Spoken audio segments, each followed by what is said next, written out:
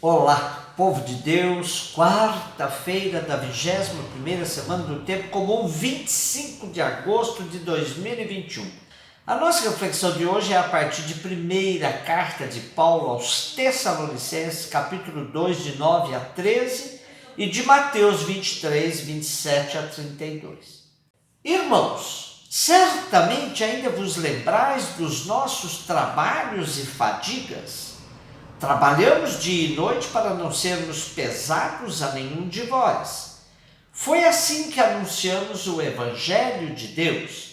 Vós sois testemunhas e Deus também de quão santo, justo e irrepreensível foi o nosso proceder para convosco os fiéis. Bem sabeis que, como um pai a seus filhos, nós exortamos a cada um de vós e encorajamos e insistimos para que vos comporteis de modo digno de Deus, que vos chama ao seu reino e à sua glória. Por isso agradecemos a Deus sem cessar por vós, terdes acolhido a pregação da palavra de Deus, não como palavra humana, mas como aquilo que de fato é, palavra de Deus que está produzindo efeito em vós que abraçastes a fé. De hoje até o fim do mês, com exceção de domingo, estaremos lendo a primeira carta de Paulo aos Tessalonicenses. Portanto, hoje eu dou uma visão geral da carta como contexto para as nossas reflexões. Comecemos com a afirmação que é bastante consensual. Essa carta é o primeiro escrito do Segundo Testamento. Paulo a redigiu quando estava em Corinto, nos anos 50 a 51. Tessalônica é uma cidade portuária grega no Golfo do Mar Egeu.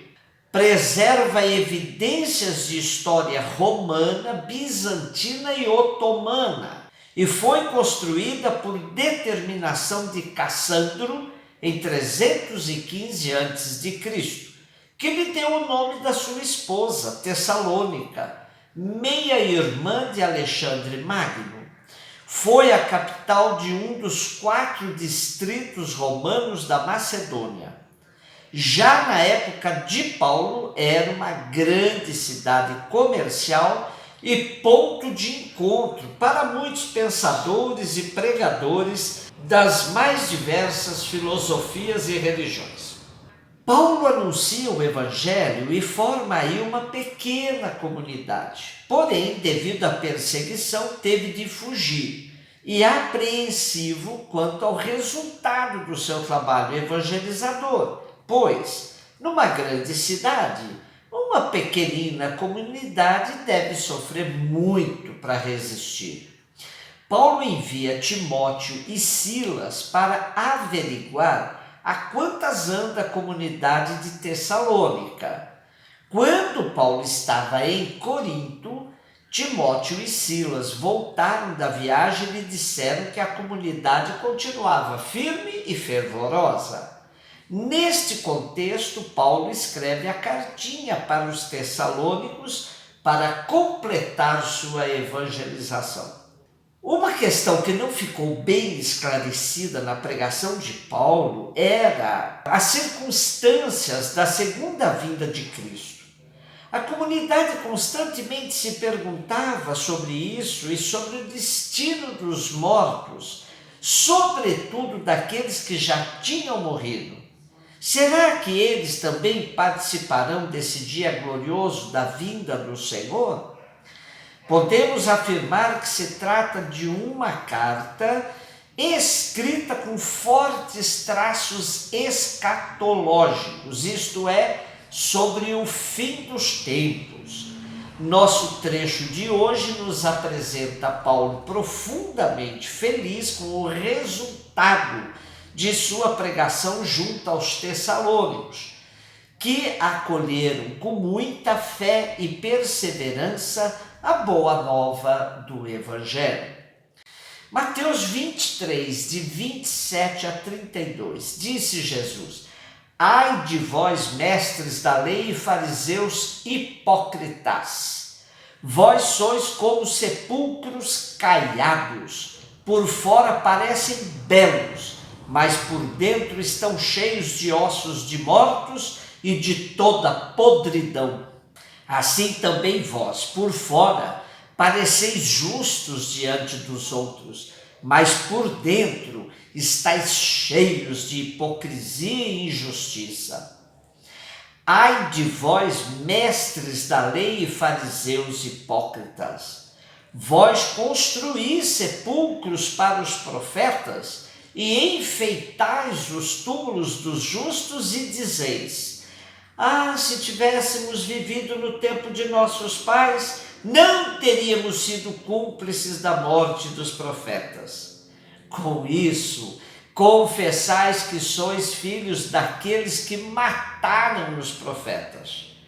Completai, pois, a medida de vossos pais. O capítulo 23 de Mateus nos passa a ideia exata de que Jesus não vê mais possibilidades de mudança nas lideranças do povo judeu. O Evangelho de Mateus até começa relatando um esforço de Jesus junto aos seus contemporâneos, mas nesse capítulo de hoje já há um esgotamento na tentativa de conversão, sobretudo da classe dominante de Jerusalém. Esse capítulo começa com uma crítica muito dura de judeus, de Jesus, aos intelectuais e líderes dessa classe dominante, que transforma o saber em poder, agindo hipocritamente e oprimindo o povo. E nos versículos de hoje temos a crítica também dura contra os líderes religiosos que sustentam um sistema formalista e hipócrita. Eles não consideram o reino de Deus como um dom, nem respeitam a liberdade dos filhos de Deus. Tal sistema impede de entrar no reino, pois não leva à conversão, mas sim à perversão, e destrói o verdadeiro espírito das Escrituras, chegando a matar até mesmo os enviados de Deus. Jesus mostra que a religião formalista e jurídica não é meio de salvação, mas produz uma prática escravizadora. Portanto, é frontalmente oposta àquela que deve ser vivida por qualquer comunidade cristã. Esse capítulo 23 de Mateus é conhecido como o capítulo dos ai de vós de Jesus em relação às lideranças elitistas de Jerusalém. Hoje temos os dois últimos dos 7 ai de vós. Como temos no primeiro discurso de Jesus nos capítulos de 5 a 7, aqui também Jesus não está com seu discurso contra o legalismo condenando todo o sistema de leis, mas sim a maneira como os fariseus o levam à prática. Ao compará-los com os sepulcros caiados, Jesus critica aqueles que gostam de viver de aparências. São aqueles que cuidam do exterior para que seja agradável à vista, enquanto no seu interior reina a decomposição e a morte. Jesus já pôs de sobreaviso os discípulos quando lhes mandou em missão. Ele disse: guardai-vos de fazer as boas obras diante dos homens, só para vos tornardes notados por ele. O que conta é aquilo que cada um é diante de Deus, e não o que aparece diante dos outros. O último ai de vós é contra aqueles que são falsos, não só diante de Deus e dos outros, mas também diante de toda a história. Edificam sepulcros aos profetas e justos, dizendo que se tivessem vivido no tempo dos que os mataram, não teriam sido coniventes com tais crimes.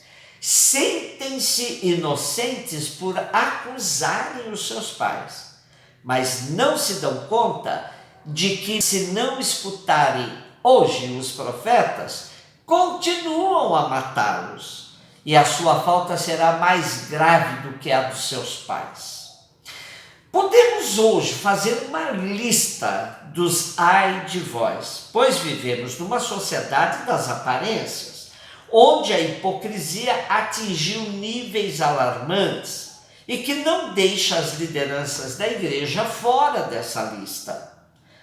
Podemos, por outro lado, fazer a lista dos ai de nós, pois quantas vezes passamos uma imagem de nós mesmos a exemplo dos sepulcros caiados. Como diz o ditado popular, por fora, bela viola, por dentro, pão bolorento. Um beijo no seu coração.